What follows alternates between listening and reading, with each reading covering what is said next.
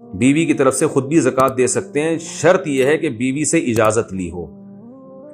اس کو بتائے بغیر اگر زکوٰۃ دے دی بعد میں اجازت لی تو زکوٰۃ ادا نہیں ہوگی۔ پہلے بتائیں کہ میں آپ کی طرف سے زکوٰۃ دے رہا ہوں، وہ خاموش رہے گی تو یہ خاموشی اس کی علامت ہے کہ وہ راضی ہے،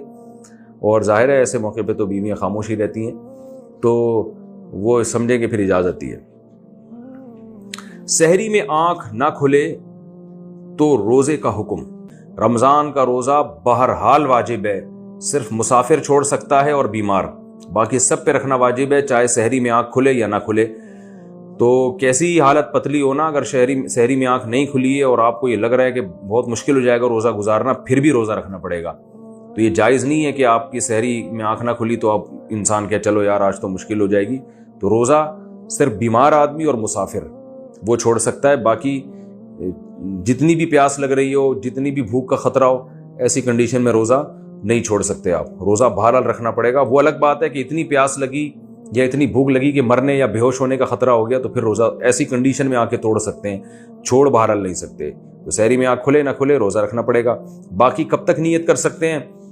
جو ہے نا نصف النہار سے پہلے، پاکستان اور انڈیا میں تقریباً 11 بجے تک نصف النہار ہوتا ہے، 11 ساڑھے 11 چینج ہوتا رہتا ہے، تو یہ اتنا وقت ہے کہ اس سے پہلے نیت کر سکتے ہیں۔ ہر مہینے ایڈوانس میں زکوٰۃ دینے کا حکم۔ جی ہاں جائز ہے، ایڈوانس میں بھی زکوٰۃ دے سکتے ہیں، حساب وہ سال کے بعد ہی کیجیے گا۔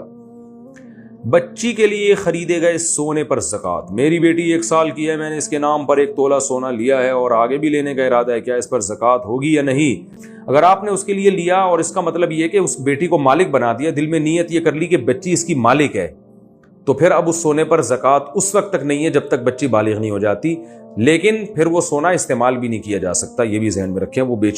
بچی اس کی مالک بن گئی اور نابالغ کی کسی چیز کو تصرف میں لا نہیں سکتے۔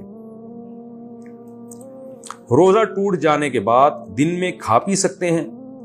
کیا روزہ ٹوٹنے کے بعد مثلاً الٹی سے روزہ ٹوٹ گیا تو کیا اس کے بعد دن میں کھانے پینے کی اجازت ہوگی یا نہیں؟ الٹی سے روزہ نہیں ٹوٹتا، پہلے تو یہ ذہن میں رکھیں، الٹی سے روزہ 2 شرطوں کے ساتھ ٹوٹتا ہے، ایک تو منہ بھر کے الٹی کی ہو اور جان بوجھ کر خود حلق میں انگلی ڈال کے الٹی کی ہو۔ اگر حلق میں انگلی ڈال کے الٹی کی اور تھوڑی سی الٹی کی تو بھی روزہ نہیں ٹوٹا، اور حلق میں انگلی ڈال کے الٹی کی، ہاں تھوڑی سی کی تو بھی نہیں ٹوٹا، الٹی منہ بھر کے ہوئی مگر خود سے ہوئی ہے، آپ نے نہیں کی تو بھی نہیں ٹوٹا۔